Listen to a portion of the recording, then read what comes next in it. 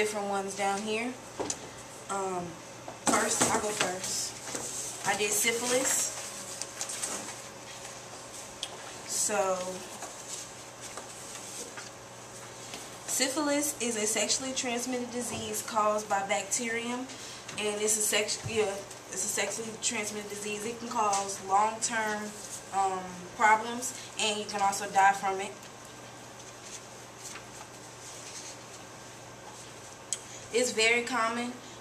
In 2010, there were 45,834 cases of syphilis in America, and it's common within children. There was 377 reports of it in children, mostly teenagers.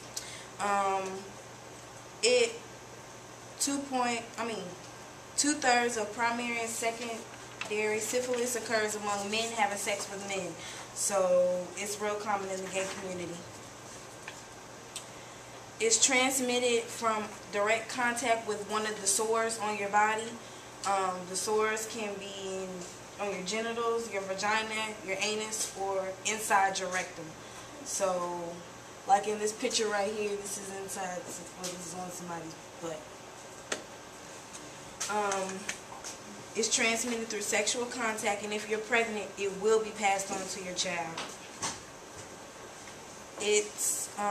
It appears within 21 days. The sores will appear on you, but it ranges from 10 to 90 days that it can appear. With pregnant women, like I said, it will be passed on to your unborn child, and if they do have it, they have to immediately, if you have it, the child immediately has to get checked out for it as soon as they're born. If you have the child not knowing that you have syphilis and they have it, then it can cause them to have low birth rates. They can be born prematurely, or you can have a stillbirth, which is a child being born dead.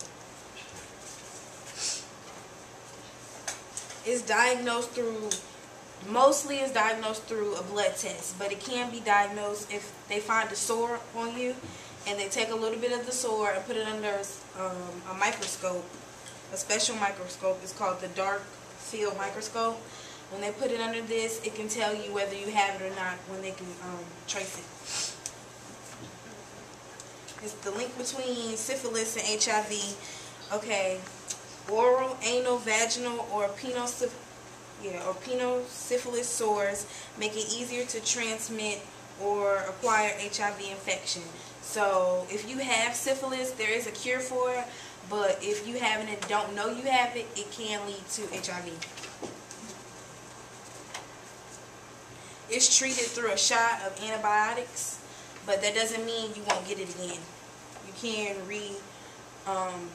retract it. And it says a person treated for syphilis can't have sex with the sexual partner, male or female, until the sores are completely healed.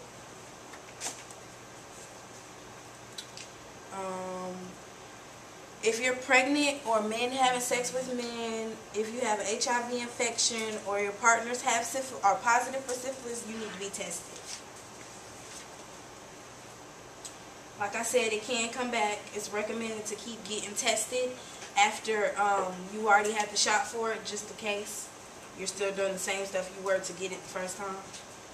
And to prevent it, you should use condoms, not have sex, keep getting tested. And they also said that drinking and doing drugs leads to high sexual risk, because you're more likely to have sex without a condom when you're drunk or you're high on some type of drugs. So refrain from that and you won't get syphilis.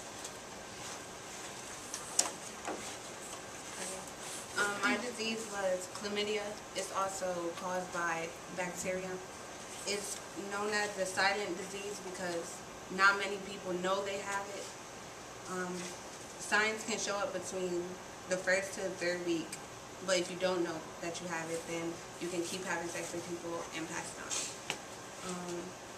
You can retract it if you have sex anally, orally, or vaginally. So that means if gay men have sex together, they can get it too.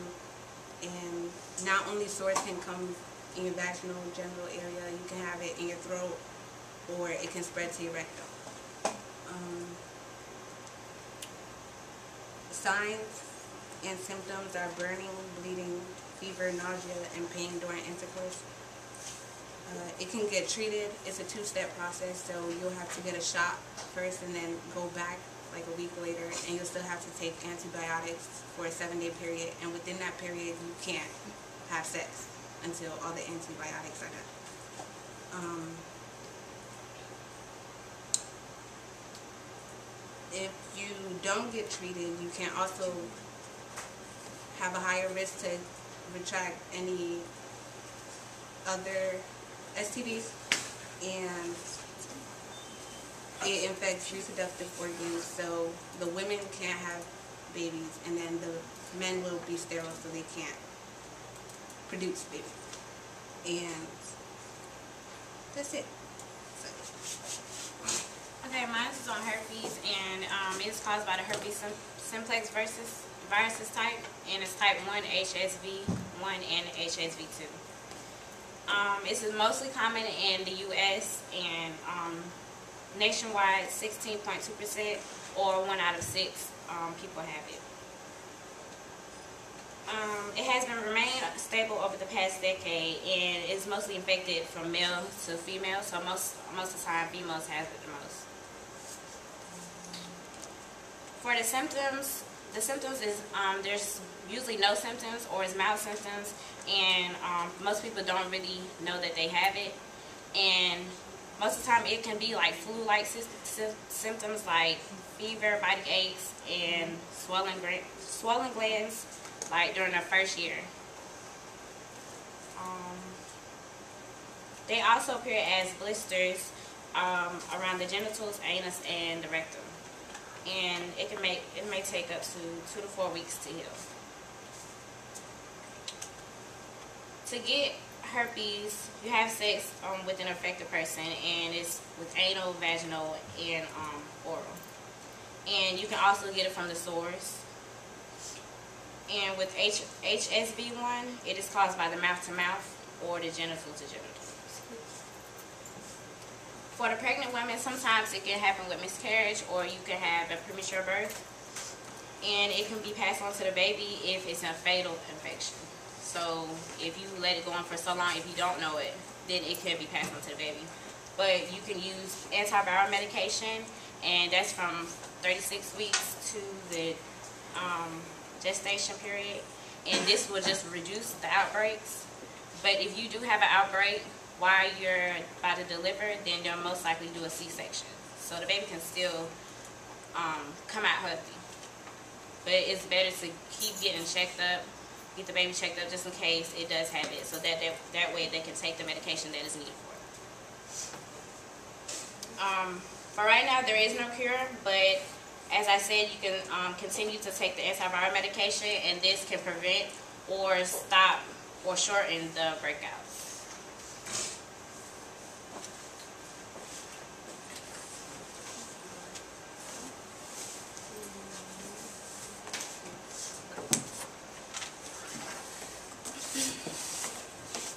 Another type of STD is gonorrhea. It is a sexually transmitted disease, and it does come from bacterium. It's a very common infectious disease. Last year they estimated about 700,000 people with gonorrhea. You can get it by having sex with someone that has the disease. That's the main way that you can contract gonorrhea. So, you know somebody that has it, don't recommend doing that. There's no symptoms to it. Sometimes it takes 1 to 14 days, or sometimes you just get painful testicles or testes, whichever one you have. And then, pretty much, is there a treatment? If you're pregnant with it, again, you can give it to your baby. And that's about the main part of the treatment. And you can prevent it just by using condoms. And it can be cured with the right treatment. So that's gonorrhea. And then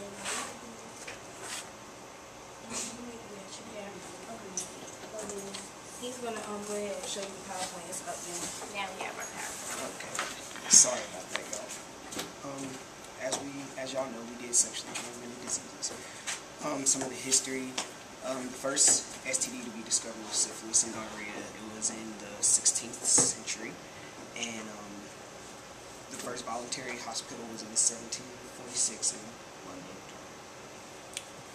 The first effective treatment was for syphilis, and it's called salvarsan. And with antibiotics, today more of the STDs are treatable or curable.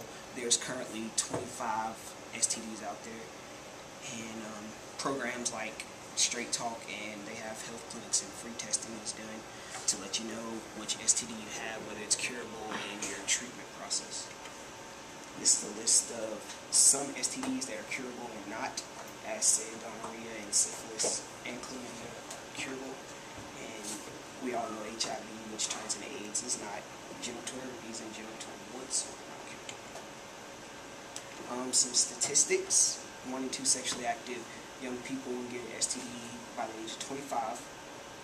They're really common. Every year, more than 19 million new cases in the U.S. appear, and more than 50% of sexually active people will get HPV at some point in their lives. This is about gonorrhea. The rate among syphilis blacks, or people who have syphilis were black, decreased 8.7%. 2.8 million Americans are infected each year with chlamydia. This is on HIV.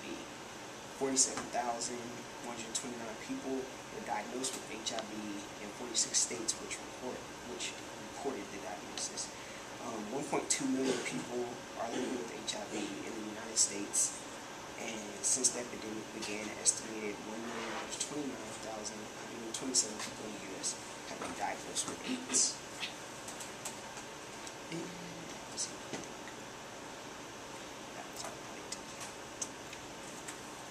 Preventative methods. Of course, practice safe sex. Keep getting tested regularly, especially if you've been cured of an STD. You might want to be tested more regularly to make sure it doesn't come back, and follow treatment methods given by doctors. Okay. And now, to see what you all was paying attention to, I have a game.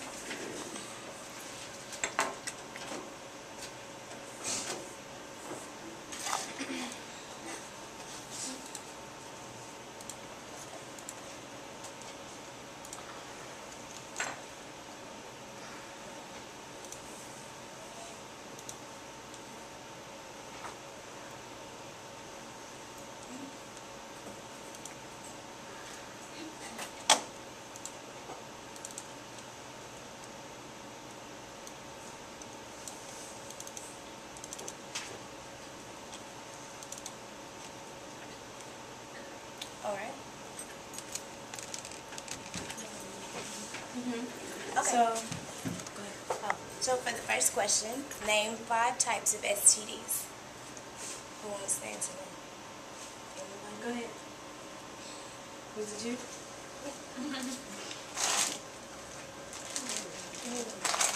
Okay, so chlamydia, gonorrhea, syphilis, herpes, and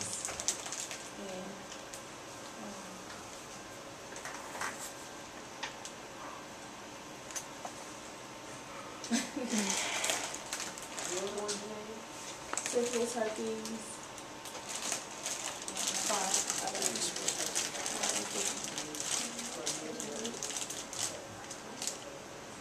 HIV.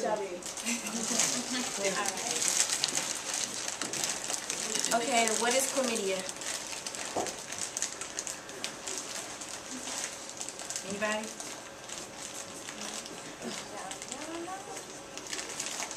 What is it? What is chlamydia? Bacteria. Go ahead. That was syphilis. That was syphilis, I think. That was right? Oh, okay. Alright. For the next question, name 3 ways to practice safe sex. Somebody else. Yeah, Ken. Anybody else? Y'all weren't paying attention. Go ahead. And the condoms, abstinence, and get shaped regularly.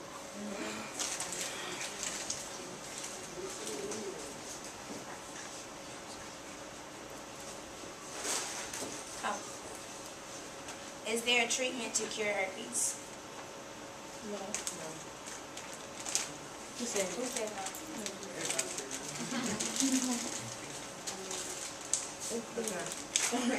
next one? Okay. What can chlamydia do to a woman's body? The reproductive. Damage to the kids. I know. I don't know. I really couldn't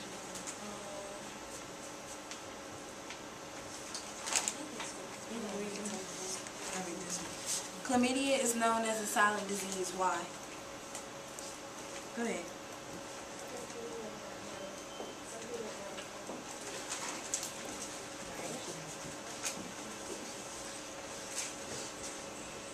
Oh, okay.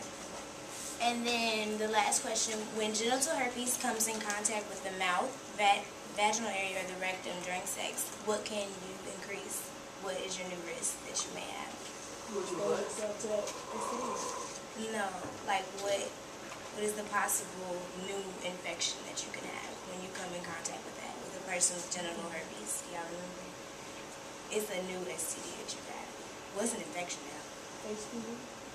No, it starts with the H. HIV? Yeah.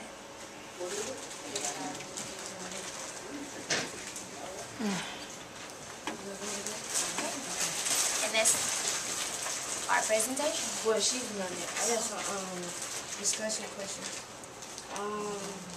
Why is it that many people ignore the fact that they have an STD? Why do y'all feel that many people ignore the fact that they have an STD? Embarrassing. Yeah, it's embarrassing, and also a lot of people don't even know they have STD when they have it. So, some STDs don't even have signs and symptoms to show that you have an STD. So it's best that you go get tested. What are some ways to prevent STDs? Safe sex, no sex. And don't forget getting tested on a regular. That's a big one that people miss out. And how often do y'all think people practice protected sex? Unprotected sex.